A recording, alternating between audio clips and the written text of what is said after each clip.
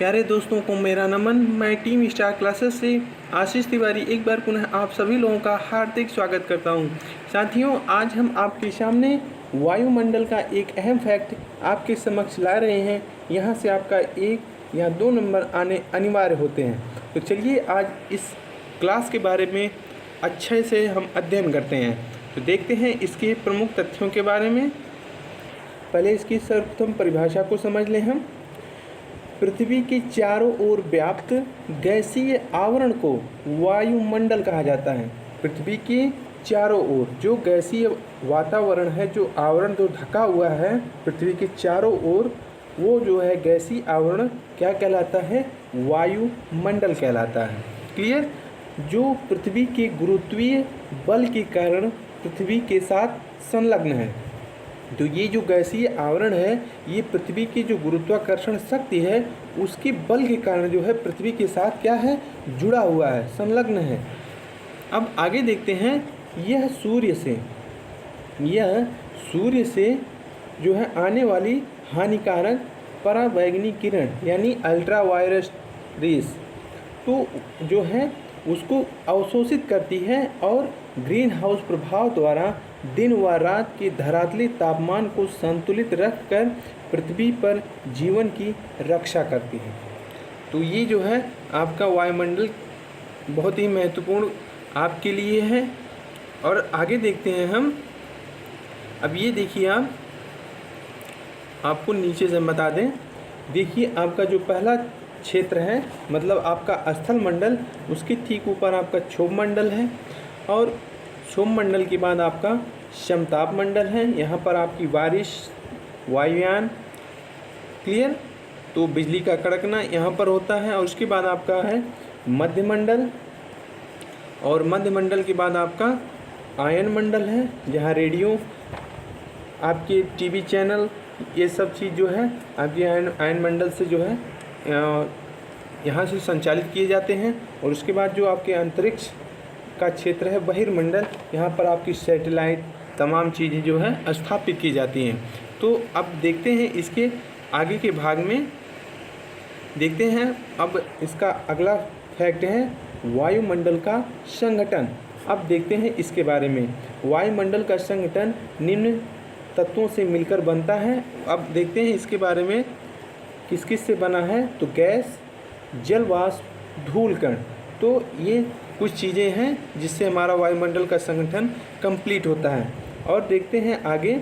वायुमंडल में 78% जो कि नाइट्रोजन है, 21% आपका ऑक्सीजन है, 0.93% आपका ऑर्गन है, 0.03% आपका CO2 यानी कार्बन डाइऑक्साइड है, तथा अल्प मात्रा में आपका हाइड्रोजन, हीलियम एवं ओजोन और नियॉन और जेनान आदि गैसें उपस्थित हैं।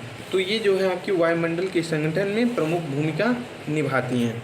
अब देखते हैं आगे है आपका वायुमंडल में जल वाष्प का मात्रा जो है लगभग 3 से 5% तक होती है, जिसकी प्राप्ति मुख्य रूप से महासागरों, जलाशयों आदि की वाष्पीकरण से होती है। तो जल वाष्प की मात्रा जो है वायुमंडल में भी इसका एक महत्वपूर्ण भूमिका है जल वाष्प का, जो कि वायुमंडल में जो है इसकी मात्रा 3 से 5% तक होती है।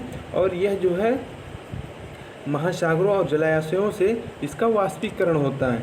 और आगे है जल वाष्प की मात्रा भूमध्य रेखा से ध्रुवों की ओर जाने पर घटती है। यानी भूमध्य रेखा आपकी जो पृथ्वी के बीचों बीच जो रेखा खींची गई है, और वहाँ से जब हम ध्रुवों की तरफ बढ़ेंगे 90 डिग्री, तो वहाँ पर आपकी जो है जल वाष्प की मात्रा धीरे धीरे क्या होती है? घटने लगती है। और साथ ही साथ जल वाष्प के कारण ही बादल, कोहरा, पाला, वर्षा, ओस, हिम, ओला, हिमपात होता रहता है। तो ये जो है जल वाष्प के कारण ही सब ये होता है। अब देखते हैं आगे। वायुमंडल में ओजोन परत सूर्य से आने वाली मानव जीवन के लिए हानिकारक पराबैंगनी किरणों की 93 से जो है 99% मात्रा को अवशोषित कर पृथ्वी सतह तक आने से रोक लेती है। तो जो है आपका ओजोन परत ये इतना महत्वपूर्ण है आपके जीवन के लिए, नहीं तो ओजोन परत ना होता तो शायद हमारे आपके जीवन की कल्पना भी नहीं की जा सकती थी। तो अब देखते हैं आगे। ओजोन परत की खोज 1913 में फ्रांस के भौतिक विज्ञानी फैब्री चार्ल्स और हेनरी बुशोन ने की थी। तो ये चीज़ आप ध्यान दीजिएगा, नोट कर लीजिएगा। फैब्री चार्ल्स और हेनरी बुशोन ने, जो कि ये भौतिक विज्ञानी थे और इन्होंने ओजोन परत की खोज 1913 में की थी। क्लियर। और ये दोनों लोग जो कि फ्रांस के रहने वाले थे, फ्रांस के भौतिक विज्ञानी थे। क्लियर। अब चलते हैं आगे है, आगे आपका है वायुमंडल में धूल कण। वायुमंडल में धूल कण, खनिज कण, पराग कण, ज्वालामुखी राख आदि के कण भी पाए जाते हैं। इन्हें हम क्या कहते हैं? एरोसोल। एरोसोल भी हम कहते हैं। तो वायुमंडल में जो आपके धूल कण है, खनिज है, पराग कण, ज्वालामुखी राख, ये जो है वायुमंडल में तैरते रहते हैं और इन्हीं को हम क्या कहते हैं? तो एरोसोल भी कहते हैं। क्लियर। इस लाइन को भी आप ध्यान दीजिएगा। और आगे है आपको बता दें, और इनके अभाव में बादलों का निर्माण नहीं हो सकता, क्योंकि इन्हीं के सहारे जलवाष्प एकत्रित होती है, इसलिए इन्हें आर्द्रताग्राही नाभिक भी कहा जाता है। बात समझ में आई ना? अब चलते हैं आगे। आगे देख लें हम वायुमंडल की संरचना के बारे में। तो वायुमंडल की संरचना में हम आपको कुछ और तथ्य हम आपको यहाँ बता दें। सर्वप्रथम आपको बता दें कि वायुमंडल की जो वायु है वो है आपकी रंगहीन, गंधहीन एवं स्वादहीन होती है। वायुमंडल की जो वायु है वो जो है रंगहीन, गंधहीन, स्वादहीन होती है। इसको हम अतिरिक्त में आपको बता दे रहे हैं, यहाँ पे हमने इसको समाहित नहीं किया है, तो इसको आप नोट कर लीजिएगा। वायुमंडल की वायु रंगहीन, गंधहीन एवं स्वादहीन होती है। इसका अनुभव केवल हम पवन के झोंकों के रूप में हम समझ सकते हैं। क्लियर। और वायुमंडल का जो विस्तार है वो 1000 किलोमीटर की ऊंचाई तक मिलता है, यानी आपका लास्ट जो कि क्षेत्र क्या कहलाता है? बहिर्मंडल, वहाँ तक जो है वायुमंडल का विस्तार है। परंतु वायुमंडल के 99% भार सिर्फ 32 किलोमीटर तक ही सीमित है। समझ रहे हैं ना? यानी आपका ये निचला परत आपका क्षोभ मंडल जो है वहाँ तक है। क्लियर। अब चलते हैं आगे। आगे आपको बता दें, अब जो है ये वायुमंडल की संरचना है। अब इसके बारे में हम देख लें तो वायुमंडल की संरचना जो कि पृथ्वी के साथ में है, तो देखते हैं इसके बारे में। पृथ्वी के वायुमंडल को पृथ्वी की सतह से लेकर उसके ऊपरी स्तर तक निम्न 5 स्तरों में बांटा गया है। जो वायुमंडल की संरचना है उसको 5 स्तरों में बांटा गया है। पहला आपका है क्षोभ मंडल, जिसको हम कहते हैं अंग्रेजी में ट्रोपोस्फीयर, और समताप मंडल को स्ट्रेटोस्फीयर, मध्य मंडल को मीजोस्फीयर, ताप मंडल को जो है आपका थर्मोस्फीयर, और बाह्य मंडल को यानी बहिर्मंडल को एक्सोस्फीयर। तो ये जो है आपके कुछ मंडल हैं। क्लियर। तो ताप मंडल को हम आयन मंडल के नाम से भी जानते हैं, इसको अभी आप जानते रहिए। क्लियर। और आगे चलते हैं हम। अब देखते हैं पहला आपके सामने क्षोभ मंडल। अब इसके बारे में हम समझते हैं। तो क्षोभ मंडल की जो प्रमुख तथ्य हैं उसको हम देखते हैं। तो यह वायुमंडल की सबसे निचली परत है। आपसे प्रश्न करेगा वायुमंडल की सबसे निचली परत कौन सी है? तो क्षोभ मंडल है, जिसकी ऊंचाई ध्रुवों पर लगभग जो है 8 किलोमीटर है। ध्रुवों पर ध्यान दीजिएगा, आपके भूमध्य रेखा की बात नहीं कर रहा है, ध्रुवों पर बात कर रहा है। तो 8 किलोमीटर की इसकी ऊंचाई है, और जो है आपका भूमध्य रेखा पर जो है लगभग 18 किलोमीटर की ऊंचाई मानी जाती है। क्लियर। अब आगे देखते हैं। सभी वायुमंडलीय एवं मौसमी घटनाएं इसी मंडल में घटित होती हैं। समझ रहे हैं ना आप? जो वायुमंडल में जो मौसमी घटनाएं होती हैं ये आपके क्षोभ मंडल में घटित होती हैं। तो अब इसके बारे में और बता दें कि प्रत्येक 165 मीटर पर 1 सेंटीग्रेड का तापमान घटता है। 165 सेंटीग्रेड पर, इसको आप हम अलग से बता रहे हैं, नोट कर लीजिएगा। तथा प्रत्येक 1 किलोमीटर पर 6.5 डिग्री सेंटीग्रेड तापमान घटता है। इसे सामान्य पतन दर कहते हैं। क्लियर। क्षोभ मंडल जो है, क्षोभ मंडल की सीमा के निकट चलने वाली तीव्र हवा को हम क्या कहते हैं? तो जेट पवन कहते हैं। तो इस मंडल में जो हवा जो तेज़ी से चलती है उसको हम जेट पवन कहते हैं। क्लियर। तो अब देखते हैं आगे। संपूर्ण वायुमंडल का 80% द्रव्यमान इसी मंडल में उपस्थित है। वायुमंडल की लगभग 50% द्रव्यमान जो कि 5.6 किलोमीटर की ऊंचाई तक ही मिलता है। ध्यान से समझिएगा, संपूर्ण वायुमंडल में 80% द्रव्यमान केवल आपकी क्षोभ मंडल में ही उपस्थित है। और आगे है, वायुमंडल का लगभग 50% द्रव्यमान 5.6 किलोमीटर की ऊंचाई तक ही मिलता है। क्लियर। जो मुख्यतः नाइट्रोजन, ऑक्सीजन और कुछ अन्य गैसों से मिलकर बना होता है। समझ रहे हैं ना। अब चलते हैं आगे। आगे है आपका वायुमंडल। वायुमंडल का लगभग संपूर्ण जल वाष्प क्षोभ मंडल में ही पाई जाती है। वायुमंडल का लगभग संपूर्ण जल वाष्प क्षोभ मंडल में ही पाई जाती है। इसी कारण यहाँ मौसमी घटनाएं होती हैं। क्लियर। क्षोभ मंडल के नीचे से ऊपर जाने पर 6.5 सेंटीग्रेड किलोमीटर की दर से तापमान घटता है। अभी हमने आपसे ऊपर चर्चा की थोड़ी देर पहले। तो क्षोभ मंडल में जो है नीचे से जब हम ऊपर की तरफ जाएंगे तो 6.5 सेंटीग्रेड जो है तापमान की घटोत्तरी होती है।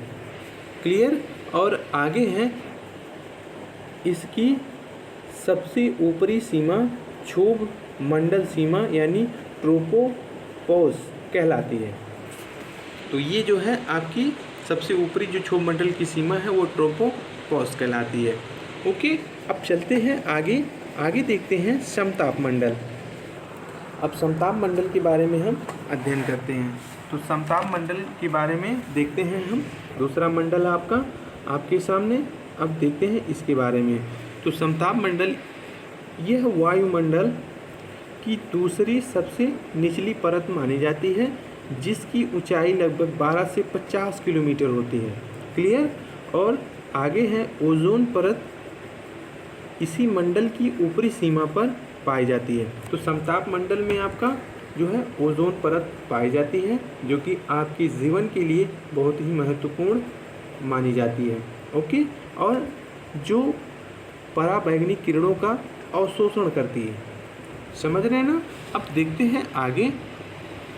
आगे है आपका समताप मंडल में तापमान लगभग समान रहता है। तो समताप मंडल में जो उसका तापमान है समताप मंडल का वो लगभग सेम है, कोई दिक्कत नहीं है। और लेकिन ऊंचाई बढ़ने के साथ साथ इसके ताप में बढ़ोतरी होती है, जिसका कारण पराबैंगनी किरणों का ओजोन परत द्वारा अवशोषण है। तो यानी जो ओजोन परत के ठीक जब हम ऊपर जाएंगे तो इसके ताप में जो है बढ़ोतरी आती है, लेकिन पराबैंगनी किरणों को जो है ओजोन परत अवशोषित कर लेता है। फिर उसके बाद आपका जो निचला परत है क्षोभ मंडल का, उसमें आप आराम से रहने के लायक जो है ओजोन परत हमारे लिए बनाता है। क्लियर। और आगे है वायुमंडलीय या मौसमी घटनाएं इस मंडल में घटित नहीं होती हैं। तो जो आपका जो मौसमी घटनाएं हैं वो आपके किस मंडल में घटित होती हैं? तो क्षोभ मंडल में होती हैं। समझ रहे हैं ना। लेकिन अब यहाँ इसमें क्या कहा कि वायुमंडलीय या मौसमी घटनाएं इस मंडल में घटित नहीं होती हैं। इसकी सबसे ऊपरी सीमा समताप सीमा यानी स्ट्रेटोपॉज कहलाती है। क्लियर। और इस परत में जो है वायुयान उड़ाने हेतु यह मंडल सबसे सर्वाधिक उपयुक्त होता है। समझ रहे हैं ना। तो ये जो है आपके क्षोभ मंडल में जो कि आपकी मौसम के संबंधित बिजली का कड़कना, बादलों के द्वारा पानी का बरसना तो सारा जो काम आपका क्षोभ मंडल में होता है। और जो वायुयान की उड़ाने की सर्वाधिक महत्वपूर्ण मंडल कौन सी है, तो आपका समताप मंडल है। क्लियर। अब हम आगे चलते हैं। आगे है आपका मध्य मंडल। अब मध्य मंडल के बारे में हम देखते हैं इसके प्रमुख तथ्यों के बारे में। तो यह वायुमंडल की तीसरी सबसे निचली और समताप मंडल के ठीक ऊपर की परत है। अभी हमने आपको फिगर दिखाया था ना, और यह जो है आपकी तीसरी परत है जो कि आपके समताप मंडल के ठीक ऊपर है, जिसकी ऊंचाई लगभग 50 से 80 किलोमीटर होती है। क्षोभ मंडल में नीचे से ऊपर जाने पर तापमान घटता जाता है। क्षोभ मंडल में नीचे से ऊपर की तरफ जाने पर तापमान घटता जाता है, और मध्य मंडल में सबसे ऊपरी सीमा पृथ्वी का सबसे ठंडा स्थान है, और जहाँ का औसत तापमान लगभग -85 सेंटीग्रेड होता है। तो देख रहे हैं ना आप, -85 सेंटीग्रेड होता है।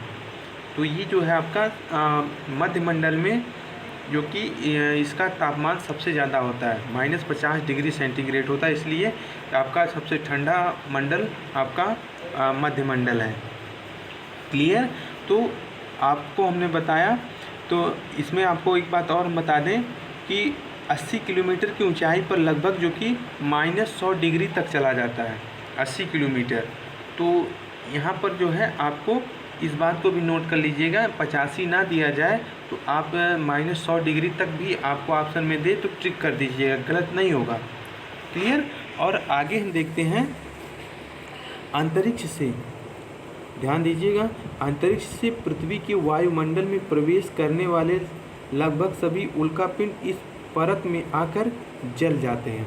कभी कभी आप रात में सोते हुए देखते हैं कि आपके ऊपर से उल्कापिंड जो है गिरते हैं, जो कि आपके वो मंगल और बृहस्पति के जो है उसकी सीमाओं से कुछ जो उल्कापिंड निकल आते हैं, छोटे छोटे पत्थर, वो जो है जब पृथ्वी के मध्य मंडल में जब वो मेसोस्फीयर के संपर्क में आते हैं तो जलने लगते हैं। घर्षण इतना ज़्यादा होता है कि वो जो है आपके समताप मंडल तक आ नहीं पाते, और आपको दिखता है कि बहुत नज़दीक हो गया है, लेकिन पृथ्वी तक आते आते लगभग जल ही जाते हैं।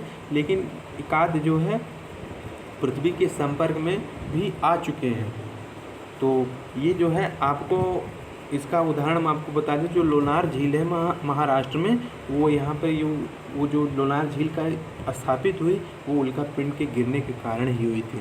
तो ऐसी बात नहीं है, जो काफ़ी बड़े पत्थर होते हैं उल्कापिंड, वो कभी कभार पृथ्वी पर आ जाते हैं, उनकी बहुत बड़ी उनका आकार होता है, वो जल नहीं पाते कम्प्लीटली, तो कुछ आ जाते हैं, और जो छोटे मोटे होते हैं वो जल के वहीं पर राख हो जाते हैं। तो ये होता है आपका मध्य मंडल, जो कि आपके लिए बहुत ही महत्वपूर्ण है। कहीं तो पता चले कि ये ना हो तो कितने उल्कापिंड आए और पृथ्वी को एक ही पल में जो है विनष्ट करके चले जाएं। तो जो है आपके सभी मंडल आपके लिए कितने अनिवार्यता रखते हैं ये आप खुद देख सकते हैं। तो चलिए अब आगे देखते हैं। अब देखते हैं आपका आयन मंडल यानी ताप मंडल। अब इसको देखते हैं, इसको हम आयनोस्फीयर भी कहते हैं। तो इसको ताप मंडल को हम आयन मंडल के नाम से भी जानते हैं। तो देखते हैं इसके बारे में। यह मंडल के ऊपर स्थित परत है जिसकी ऊंचाई लगभग 80 से 700 किलोमीटर होती है, 80 से 400 किलोमीटर होती है। और ताप मंडल में नीचे से ऊपर जाने से तापमान बढ़ता है। ताप मंडल में नीचे से ऊपर जाने पर आपका जो है तापमान बढ़ने लगता है। इसकी सबसे ऊपरी सीमा ताप सीमा यानी थर्मोपॉज कहलाती है। क्लियर। और आगे है ताप मंडल की निचली परत 80 से 550 किलोमीटर तक की होती है, जो कि आपका क्या कहलाती है, आयन मंडल कहलाती है। समझ रहे हैं ना। तो 80 से 550 तक की जो दूरी है वो आयन मंडल का क्षेत्र कहलाती है। क्योंकि यह परत सौरीय विकिरण द्वारा आयनीकृत हो जाती है। आयन मंडल पूरी तरह से बादल व जल वाष्प विहीन परत मानी जाती है। तो आयन मंडल में आपकी बादल व जल वाष्प नहीं होते हैं। यह जो है इन सब मामलों में ये विहीन परत मानी जाती है। और इसमें आपको बता दें, आयन मंडल से ही रेडियो तरंगें परावर्तित होकर पृथ्वी पर वापस लौट आती हैं और इसके माध्यम से आप रेडियो, टेलीविज़न आदि की संचार को संभव बनाती है और संचार उपग्रह इसी मंडल में आपके स्थापित होते हैं। समझ रहे हैं ना? तो जो है आपकी जो रडार, आपकी रेडियो तरंगें होती हैं, आपकी टेलीविज़न, रेडियो, जो कि यहीं से वो टकरा कर वापस आती हैं और आप जो है टीवी सीरियल का आप लुत्फ़ उठाते हैं। तो ये भी आपका एक महत्वपूर्ण मंडल है। ये मंडल ना होता तो शायद आप रेडियो, टेलीविज़न, टेलीफोन और मोबाइल की जो है आप कल्पना नहीं कर सकते थे। तो ये भी आपकी मंडल आपके लिए बहुत महत्वपूर्ण है। तापमंडल यानी आयन मंडल, आयनोस्फीयर। अब देखते हैं आगे। आगे है आपका उत्तरी ध्रुव प्रकाश यानी अरोरा बोरियस तथा दक्षिणी ध्रुव प्रकाश अरोरा ऑस्ट्रेलिस की घटनाएं तापमान में घटित होती हैं। क्लियर? अब चलते हैं आगे। आगे है आपका अंतिम मंडल बाह्य मंडल। अब इसको हम देखते हैं बाह्य मंडल के बारे में। अब देखते हैं इसके प्रमुख तथ्यों को। चलिए अध्ययन करते हैं। यह तापमंडल के ऊपर जो है स्थित परत है, जिसकी ऊंचाई लगभग 700 से 1000 किलोमीटर तक होती है। क्लियर? और आगे है, यह वायुमंडल की सबसे बाहरी परत है, सबसे अंत की परत है, जो कि सबसे लास्ट में है।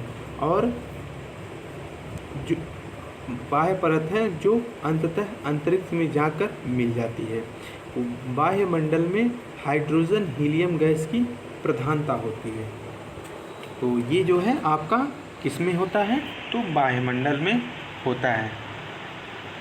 और यहाँ पर यह सबसे ऊपर परत तो होता ही है, तथा यहाँ पर वायु जो है एकदम विरल अवस्था में होने लगती है, यानी इसका भी पता नहीं होता है, धीरे धीरे घटने लगती हैं और जो है फिर उसके बाद आपका अंतरिक्ष स्टार्ट हो जाता है। तो ये जो है आपका था प्रमुख जो है समताप मंडल, मध्यमंडल, आयन मंडल, क्षोभ मंडल के बारे में आपसे चर्चा की। अब चलते हैं वायुमंडल का जो संगठन है, अब उसको हम देख लेते हैं। तो वायुमंडल का संगठन में आपको हम बता दें, इसके बारे में देखते हैं। इसमें लिखा हुआ है नाइट्रोजन आपका कितना है? तो 78.084%, जो कि आपका वायुमंडल के संगठन में पृथ्वी पर जो कि नाइट्रोजन 78% की मात्रा इसकी पाई जाती है। और उसके बाद आपका है O2 आपका, तो ये आपका है 20.946% जो कि आपका ऑक्सीजन है। लगभग 21% की मात्रा है। और उसका क्षेत्र जो है आप ये नाइट्रोजन का आपने देखा और ये आपका ऑक्सीजन का है। अब देखते हैं ये जो पीली वाली परत है, अब इसके बारे में देखते हैं। इसमें काफ़ी गैसें समाहित हैं। तो इसमें देखिए आपका ऑर्गन है। लेकिन आपको एक बात और बता दें, ये जो आपके अंक दिए हुए हैं आपकी सीधे सीधे परीक्षा में पूछ लिए जाते हैं, तो इसलिए आप इसको नोट कर लीजिएगा। 0.9340 ये आपका ऑर्गन है। क्लियर? और आगे हम आपको बता दें, आपका जो है CO2 इसकी जो है ये मात्रा देख रहे हैं आप। उसके बाद आपका है हीलियम, और उसके बाद आपका मीथेन, हीलियम और आपका नियॉन। तो ये जो है ये आपका क्रिप्टॉन है, ध्यान दीजिएगा, क्रिप्टॉन। तो ये चीज़ जो आपके सामने रखा गया है, ये सभी जो अंक लिखे गए हैं इसको आप लिख लीजिएगा और इसको आप याद भी कर लीजिएगा। यही आपकी जो है आपकी परीक्षा में पूछ लिए जाते हैं। डायरेक्टली आपसे पूछ लिएगा कि नियॉन की मात्रा कितनी प्रतिशतता है वायुमंडल के संगठन में, तो 0.001818 प्रतिशत है, हीलियम की 0.00524% है, और CH4 यानी मीथेन की तो 0.00018% है, और हीलियम की आपकी 0.00055 ये आपका हीलियम है, और क्रिप्टॉन आपका 0.00114। तो ये आपके पृथ्वी के वातावरण में इकाई आयतन में गैसों की मात्रा। क्लियर। अब देखते हैं आगे है आपका पृथ्वी के चारों ओर सैकड़ों किलोमीटर की मोटाई में लपेटने वाले गैसीय आवरण को वायुमंडल कहते हैं।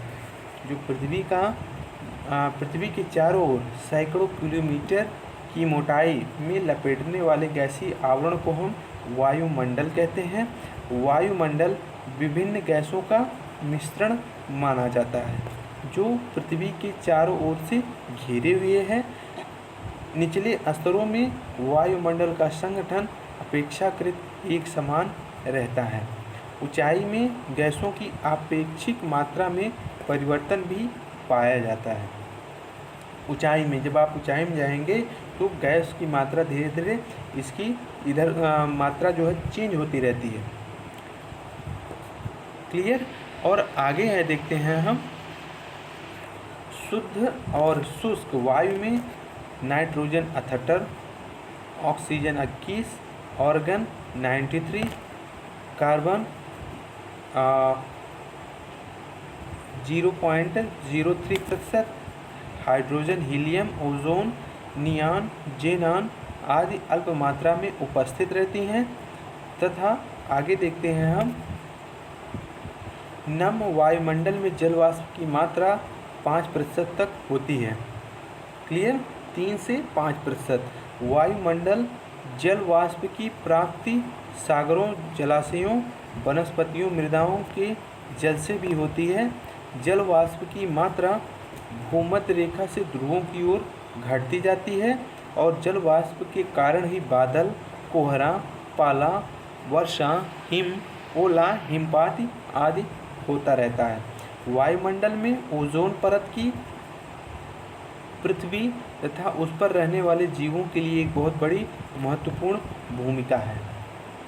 तो ये जो है आपके समक्ष एक बहुत ही सुंदर प्रकरण हम आपके समक्ष रख रहे हैं। और देखते हैं आगे। यह परत सूर्य से आने वाली उच्च आवृत्ति का पराबैंगनी किरणों को जो है अवशोषित कर लेती है, जो पृथ्वी पर जीवन के लिए हानिकारक है। ओजोन परत की खोज 1913 में भौतिकविद फैब्री चार्ल्स और हेनरी बुशोन ने की थी। कब की थी? 1913 में इसकी जो है खोज की थी। तो आपको हम कुछ और बातें बता दें नाइट्रोजन के बारे में, क्योंकि इसकी मात्रा 78% है। इस गैस में कोई इसका न रंग है न स्वाद है, और यह वस्तुओं को जलाने से बचाती है। नाइट्रोजन गैस, ध्यान दीजिएगा आप, नाइट्रोजन गैस आपको बचाती भी है, और साथ साथ यह वस्तुओं को जलने से बचाती है, और यह आग को नियंत्रित भी करती है। ध्यान दीजिएगा, इसको आप लिखते चलिएगा। हम आपको जो बता रहे हैं, यह इसका कोई स्वाद है ना गंध है, और ना ये जो है आपको बता दें कि वस्तुओं को जलने से भी बचाती है और आग को नियंत्रित भी करती है। और नाइट्रोजन में पौधों को प्रोटीन का निर्माण में सहायता प्रदान करती है। क्लियर। और यह ऊंचाई में जो है लगभग 128 किलोमीटर तक पाई जाती है। क्लियर। और ऑक्सीजन की बात हम बता दें आपको, O2 की, जो कि मात्रा वायुमंडल में 21% है, और हम आपको अलग से बता रहे हैं, नोट करते चलिएगा। यह जो ऑक्सीजन प्राणियों के लिए जीवनदायिनी गैस मानी जाती है। पदार्थों के साथ साथ जलने में सहायता करती है। आपकी नाइट्रोजन रोकती है, लेकिन ऑक्सीजन जो जलने में सहायता करती है, लेकिन जलने में सहायता उतना ही करती है जितना जो है आपकी आवश्यकता हो। लेकिन जब ये जो है अतिरिक्त में इसका जो है फैलाव होने लगता है, तो नाइट्रोजन अपना तो प्रभाव जमाती ही है, लेकिन ऑक्सीजन उसको बढ़ाती भी है। तो नाइट्रोजन का भी उतना अहम भूमिका है, और ऑक्सीजन का भी अहम भूमिका। ऑक्सीजन ना होता तो आप जो है अलाव जला ही नहीं पाते, और नाइट्रोजन ना होता तो आप जो है आपकी सारी पृथ्वी की जो वस्तुएं हैं सब जल के खाक हो जाती। क्लियर। और आगे देखते हैं, यह वायुमंडल में 64 किलोमीटर तक फैला हुआ है, परंतु 16 किलोमीटर के बाद इसकी मात्रा में कमी होने लगती है। तो यानी जहाँ पर आप हैं वहाँ से यदि आप 16 किलोमीटर तक जाएंगे तो वहाँ पर आपको जो है इसकी मात्रा पूरी दिखती है ऑक्सीजन की। लेकिन जब 16 किलोमीटर से आप अतिरिक्त में जाएंगे, यानी 64 किलोमीटर तक इसका फैलाव है, लेकिन उसके बाद 16 से आपका इसका मात्रा विरल होने लगती है, कम होने लगती है, और नाइट्रोजन की 128 तक पाई जाती है। क्लियर। और ऑर्गन की बात बता दें हम, जो कि इसकी मात्रा 0.93% है। यह वायुमंडल की सबसे निचली परत में पाई जाती है। और अब देखते हैं कार्बन डाइऑक्साइड की बात हम कर लें, इसकी मात्रा जो है 0.03।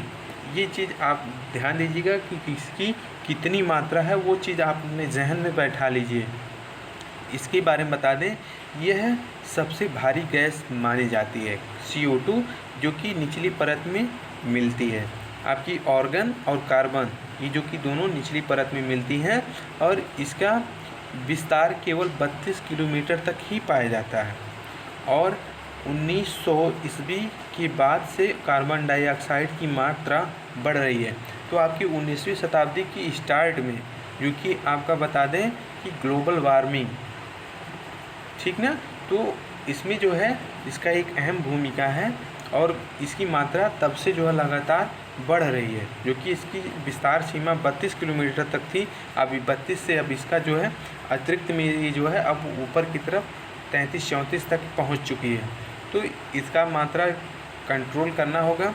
तमाम देश इस पर पहल कर रहे हैं, तो काफ़ी इस पर जो है हद तक रोक भी लगाई जा चुकी है। अब देखते हैं जो आपका अगला परत था, ओजोन परत, उसके बारे में बता दें। इसकी मात्रा 0.0000 यानी 0 पॉइंट के बाद आपका 5 शून्य और 1%, ये आपका ओजोन परत है। यह ऑक्सीजन का ही एक विशेष रूप है जो समताप मंडल में स्थित है, जो कि यह मात्रा में न्यून में है। क्लियर। और यह सूर्य से आने वाली पराबैंगनी किरणों को रोकता है, और पराबैंगनी किरणों से त्वचा कैंसर होता है। क्लियर। और जो शुष्क गैसें हैं आपका, जैसे ये आपका नियॉन, हीलियम, क्रिप्टॉन, तो ये आपकी जो है शुष्क गैसों में भी इनका नाम लिया जाता है। वैसे इसका कोई विशेष महत्व नहीं है, ठीक ना। और आपको आगे बता दें, हमने जो है अभी आपसे धूल कण के बारे में हम आपको और बता दें, ये चीज़ हमने यहाँ पर ऐड नहीं किया था, तो फिलहाल हम आपको धूल कणों के बारे में भी हम आपको कुछ बता दें, इसको आप नोट कर लीजिएगा। वायु में जो गति होने के कारण, वायु में गति होने के कारण मिट्टी तथा अन्य तत्व जो कि उड़ने लगते हैं, इन्हें हम क्या कहते हैं, तो धूल कण कहते हैं। इसको आप अलग से लिख लीजिएगा, हम आपको धीरे धीरे बता रहे हैं। वीडियो को पॉज करके हमारी वॉइस को सुनकर लिख लीजिएगा। ये वायुमंडल में निचली परत में पाए जाते हैं। और अगली लाइन आपको बता दें, वायुमंडल में ये आवश्यक होते हैं, इनसे संघनित होकर बादल का निर्माण होता है। धूल कणों के माध्यम से आपका बादल का निर्माण होता है, और फिर जलवाष्प जो है बादल के निर्माण में सहायता करती है। और धूल कण सूर्यातप को भी रोकते हैं। समझ रहे हैं ना, जो सूर्य की ज़्यादा गर्मी आपको पृथ्वी पर आती है, तो धूल कण जो है सूर्यातप को, सूर्य के प्रकाश को जो है कम करते हैं और परावर्तित भी करते हैं। तो आपको बता दें कैसे करते हैं। ये सूर्योदय और सूर्यास्त के समय लाल व नारंगी रंग का निर्माण करते हैं, क्योंकि ये जो है सूर्य के ढलते समय जो कि नारंगी, हल्का और लाल भी इनका प्रतीक होता है, आप देख सकते हैं। क्लियर। और इसी कारण जो है इन्हीं के कारण जो है कोहरा बनता है, मतलब धूल कणों के द्वारा। और आकाश का जो रंग नीला है वो धूल कणों के कारण ही दिखाई पड़ता है। तो ये जो है धूल कणों के बारे में हमने आपसे चर्चा की। तो बताइए, आज आपके सामने एक हमने बहुत ही खूबसूरत प्रकरण, जो कि हमने तीनों भाग इसके में हम आपको बताए, आपका वायुमंडल के भाग, वायुमंडल का संगठन, आपको जलवाष्प, धूलकण के बारे में समस्त पहलुओं पर हमने आपसे चर्चा की। और आपसे बता दें 1 या 2 नंबर यहाँ से आने अनिवार्य होते हैं। अब रहेगी बात पेपर सेटर यानी एग्जामिनर की, वो कैसे करता है अब ये वो जाने। लेकिन फ़िलहाल अब तक के जो पिछले एग्ज़ाम हुए थे उसमें आपके यहाँ से प्रश्न बने थे, तो इसलिए हम आपको यहाँ पे चर्चा हमने आज आपसे की। तो इस वीडियो को बहुत ध्यान से पढ़िएगा, अपना फिर जो है इस पर मनन करिएगा। फिर मिलते हैं अगले भाग में। लेकिन आपसे एक बात और कहते हैं, लक्ष्य की प्राप्ति करना हो तो टीम स्टार क्लासेस के साथ जुड़े रहना। फिर मिलते हैं अगले भाग में, अपना ख्याल रखिएगा। Take care. जय हिंद, जय भारत।